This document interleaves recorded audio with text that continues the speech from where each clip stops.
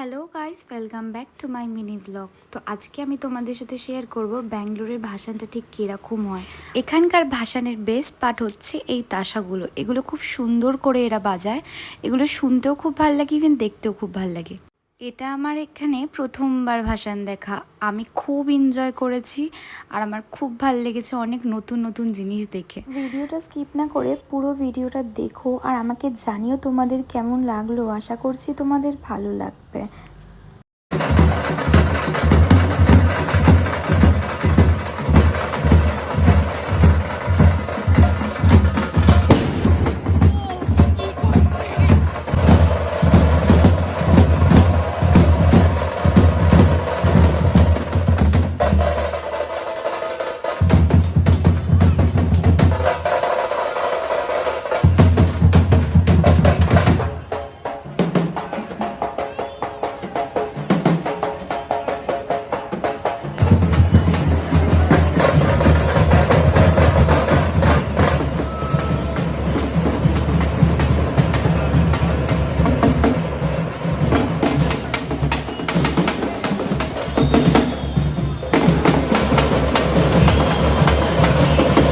আশা করি তোমরা বুঝতেই পারছো যে এখানে বাজনাগুলো ঠিক কীভাবে বাজানো হয়, কতটা সুন্দর লাগে শুনতে। আর এবার তোমাদের আমি দেখাবো ঠাকুরটা কোথায় রাখা আছে। তো ঠাকুরটা কোনো লরিতে বা কোনো গাড়িতে আসছে না, ঠাকুরটা একটা মেশিনে রাখা আছে। আমি এটার নাম জানি না, কিন্তু এই জিনিসটা একবার করে নিচে নামানো হচ্ছে, একবার করে উপরে তোলা হচ্ছে। এই যে ঠাকুরটা দেখো কোথায়। প্রত্যেকটা ঠাকুরের ফটো আর ভিডিও হয়তো আমি নিতে পারিনি, কিন্তু এখানে অনেক বড়োভাবে সেলিব্রেট করা হয় ভাসানটা। তো তোমরা দেখো যতটা পেরেছি আমি দেখাতে।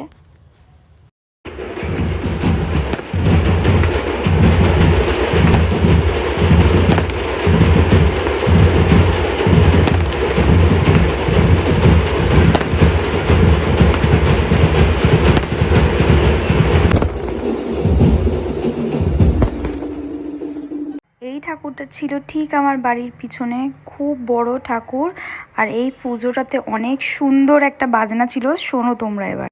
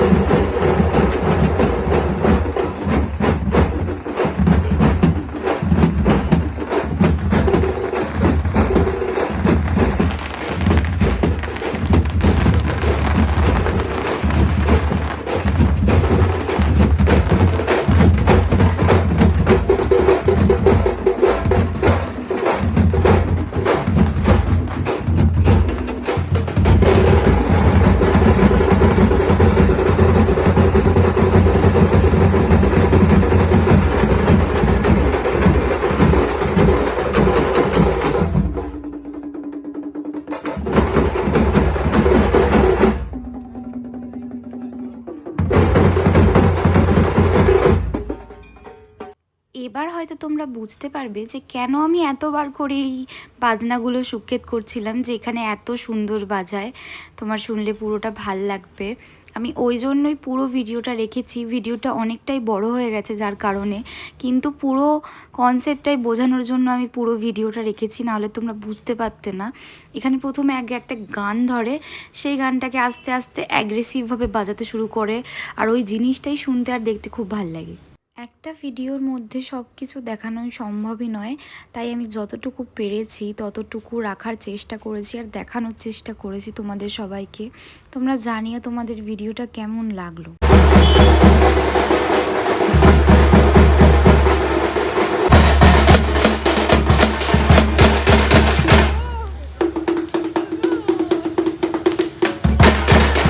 তাহলে দেখা হচ্ছে আবার নেক্সট কোনো ব্লগে। ততক্ষণের জন্য টাটা, সবাই ভালো থাকবে।